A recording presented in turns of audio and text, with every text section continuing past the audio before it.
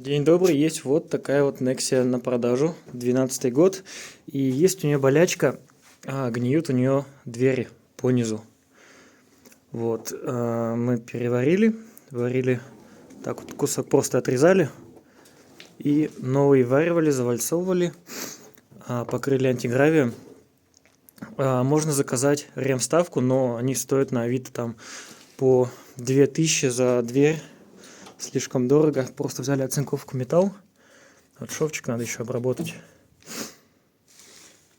Тут герметиком внизу промазали. Такой вот результат получился.